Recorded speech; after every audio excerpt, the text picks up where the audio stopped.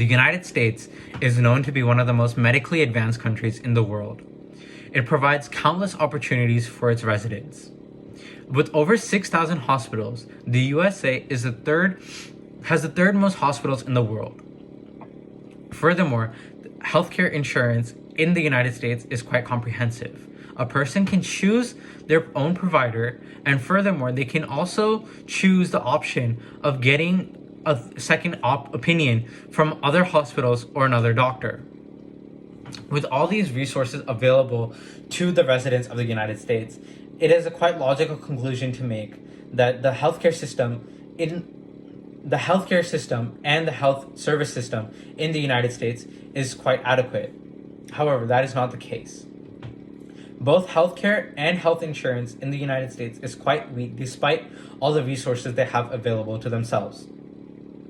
With a pandemic affecting not only the United States, but the whole world currently, hospitals and healthcare systems are being put to the test daily to see if they have adequate resources for their doctors in order to treat patients. Sadly, in the United States, that is currently not the case. The healthcare system is currently too flawed and is too weak to provide health insurance and health care to all its residents and protect its doctors from this harmful pandemic. Many doctors state that they don't get the proper PPE or the proper protection, and they have very limited beds in their hospitals, which makes it even harder to combat this disease. Many healthcare professionals are rallying in hopes to share their issues in order to gain access to these necessities such as PPEs or more masks or more beds to provide for more patients. In fact, CBS News states that many healthcare professionals say that right now, on any given night, they have so many patients that are positive or being suspected of being positive that they don't have enough equipment or enough staff to treat them. They just do not have enough protection or staff to adequately do their jobs. CBS also writes that nurses are being told to reuse masks, which is a highly unsafe practice. And at one hospital, they're even being told to not wear masks, as this is scaring the patients. This comes to show the extent of which workers have to go out of their way in order to do their job and stay protected from their infected patients, and the precautions they're unable to take due to the lack of resources that many U.S. hospitals have. The New York Times also states that the workers are being told to make their own PPE, which seems kind of unfair because of the added tasks upon what they're working on long day hours. Building from the lack of hospital services offered, healthcare has become an issue for many due to the layoffs during the COVID-19 pandemic. Before the pandemic, health insurance was weak, and during this pandemic has made it weaker, affecting many, especially those without jobs. It is currently believed that 44 million people do not have healthcare insurance, and the further 38 million do not have adequate health insurance in the United States. Out of these 44 million, 8 out of 10 are part of the working class or are their dependents, for example, their spouses or children.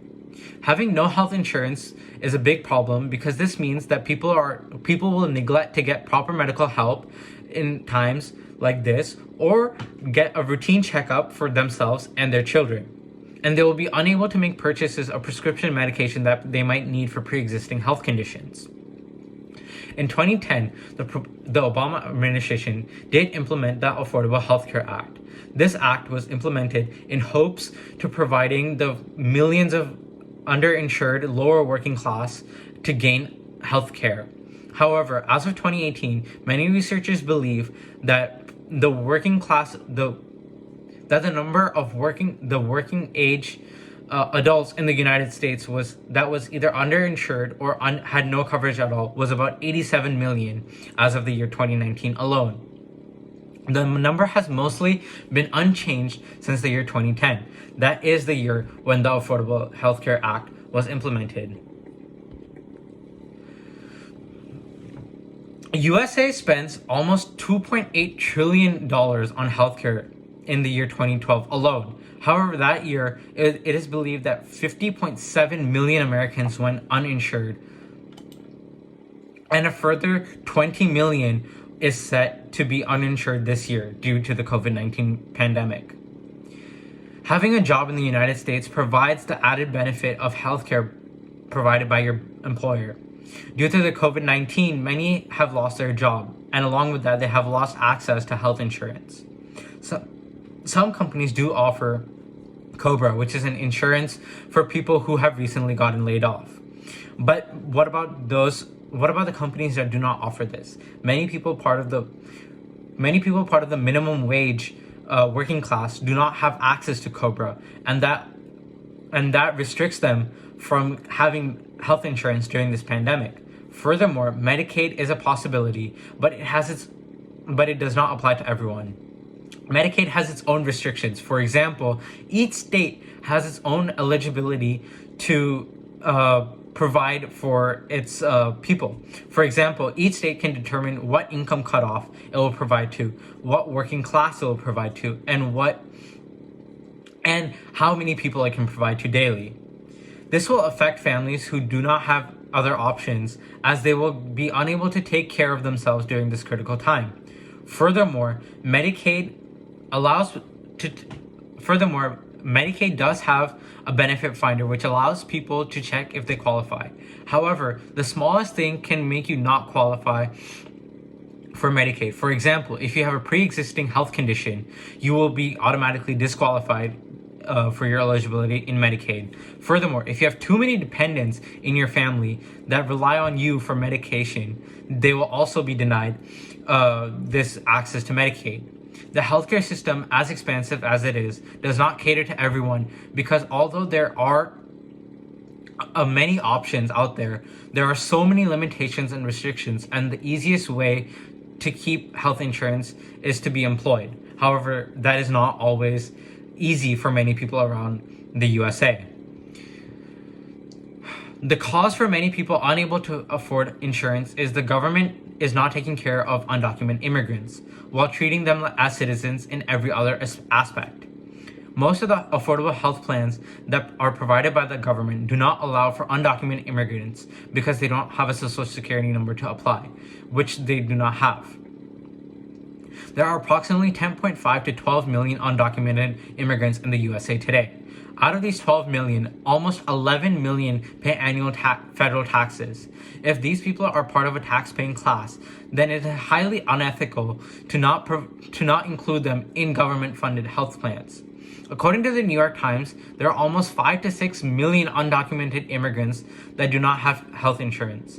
In fact, California became the first state to provide undocumented citizens with health care, which was paid by taxpayers' money. This brings me to my next point. Many of the fundamentals of Medicaid rely on health insurance companies and hospitals to raise prices and premiums for those who can afford it to help offset the cost to provide health insurance to the less privileged. However, this creates a problem because many of the tax-paying people and people who are able to afford this expensive healthcare were voting against it. My opinion in this would be, to help aid this pandemic, would be that we use the current basis of the Affordable Health Care Act, reword it to eliminate loopholes and take power away from private companies and state governments, and give the power solely to the federal government to determine who is eligible and who is not eligible for Medicaid. Secondly, we should also include undocumented immigrants if they are part of the paying tax bracket. Furthermore, hospitals can also do something called cost shifting. Furthermore, we should reduce the amount of cost shifting that hospitals do, because this is a highly unfair practice towards insured patients. And I feel like this will take a long time, but surely with these practices and a foundational already set, we are on our way to build a better healthcare system. However, with the current flaws in the Affordable Health Care Act and Medicaid, we do need to reorganize and see how we can change and take power away from private companies and state governments, and make sure that all these citizens are well insured in the future. Thank you.